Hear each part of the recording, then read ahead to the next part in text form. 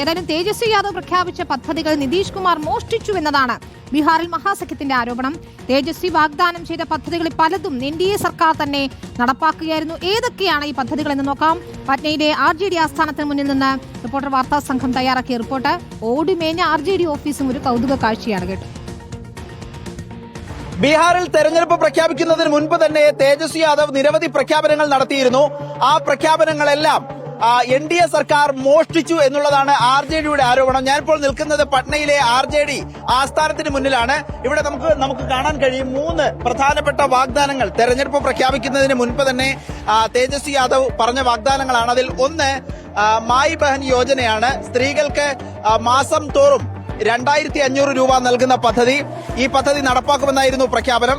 അതിനുശേഷമാകട്ടെ NDA സർക്കാർ 10,000 രൂപ ഓരോ സ്ത്രീകളുടെയും അക്കൗണ്ടിലേക്ക് കൊടുത്തു എന്നുള്ളതാണ് വളരെ പ്രധാനപ്പെട്ട കാര്യം.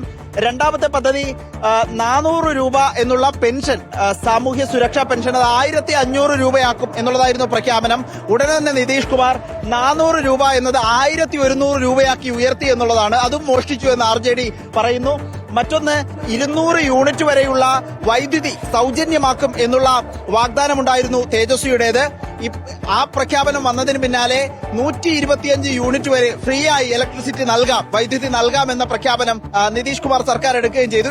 ഇത്തരത്തിലുള്ള വാഗ്ദാനങ്ങളൊക്കെ നിതീഷ് കുമാർ മോഷ്ടിച്ചു എന്നുള്ളതാണ് തേജസ്വി പറയുന്നത്. ഈ RJDയുടെ ഓഫീസ് കണ്ടാലും കൗതുകമുണ്ട്. കണ്ടാലറിയാം, ഓടുമേഞ്ഞ ഒരു ഓഫീസാണ്. നമ്മുടെ നാട്ടിൽ നിന്നും ഇന്ന് സങ്കല്പിക്കാൻ പോലും കഴിയില്ല. ഭരണത്തിലില്ലാത്ത, ഒരു പങ്കാളിത്തവുമില്ലാത്ത BJPക്ക് പോലും ബഹുനില കെട്ടിടമാണ് തിരുവനന്തപുരത്തെ ഓഫീസ് എന്ന് നമുക്കറിയാം. ഏതായാലും ഇതാണ് RJDയുടെ ആസ്ഥാന മന്ദിരം, പട്നയിലെ ആസ്ഥാന മന്ദിരമാണ്. പക്ഷേ ഈ ഓഫീസിൽ നിന്നും ആരും വരാറില്ല എന്നതാണ് മറ്റൊരു കൗതുകം. നേതാക്കന്മാരുടെ വീട് തന്നെയാണ് ഓഫീസ്, അവിടെ തന്നെയാണ് പ്രധാന തീരുമാനങ്ങൾ എടുക്കുന്നത്. ഏതായാലും തെരഞ്ഞെടുപ്പ് രംഗം കൊഴുക്കുകയാണ്. പല ആരോപണ പ്രത്യാരോപണങ്ങളും കടുക്കുകയുമാണ്. പട്നയിൽ നിന്നും വീഡിയോ ജേർണലിസ്റ്റ് കണ്ണൻ പ്രസന്നനൊപ്പം റിപ്പോർട്ടർ ആദിൽ പാലോട്, റിപ്പോർട്ടർ ബീഹാർ.